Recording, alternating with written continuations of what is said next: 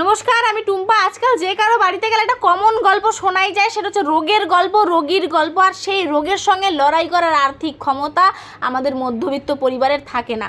কিন্তু কি করব, আমরা তো আর রোগীকে ফেলে রাখতে পারি না, তার জন্য আমাদের করতে হয় ঋণ ধার। আর সেই ঋণ ধার শুরু হয় 1-1.5 লাখ টাকা থেকে, সেটা 20 লাখ, 12 লাখ, 15 লাখে গিয়েও ঠেকতে পারে, আবার এর বেশিও হতে পারে। আর সেই ঋণ ধার শোধ করতে একটা মধ্যবিত্ত পরিবারের সময় লাগে 4 থেকে 5 বছরের, বেশিও লাগে, কিন্তু কম লাগতে পারে না।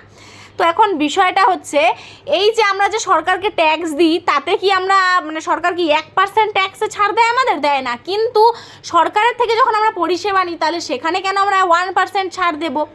সেই রোগীর বাড়িরই গল্প, যে যেই ডাক্তার নার্সিংহোমে চিকিৎসা করে সেই ডাক্তার আবার হসপিটালেও দেখে, কিন্তু সেই ক্ষেত্রে ডাক্তারের বক্তব্য যে আমরা যে হাসপাতালে চিকিৎসাটা করব সেখানে তো সঠিক পরিষেবাটা নেই, ব্যবস্থাটা নেই, আমরা কীভাবে ট্রিটমেন্টটা করব, তাই আমাদেরকে বাধ্য হয়ে নার্সিংহোমে করতে হয়।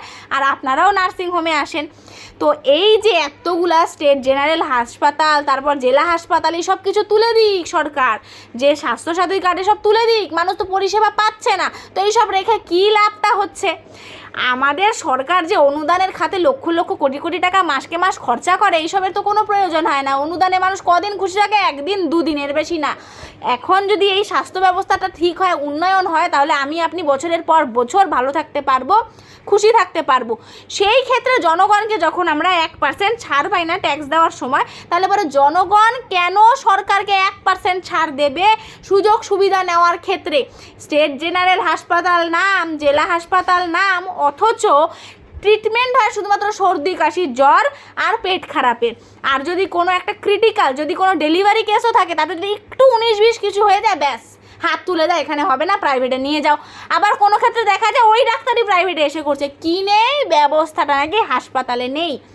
তো এখন বিষয়টা হচ্ছে যে আমি আপনি ট্যাক্স দিই, কেন সুযোগ সুবিধা আমরা পাবো না 100%?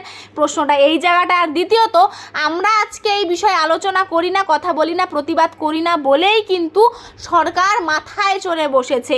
আমাদেরকে আওয়াজ তুলতে হবে, প্রতিবাদ করতে হবে, আমাদের হকের জায়গাটা আমাদেরকে বুঝে নিতেই হবে।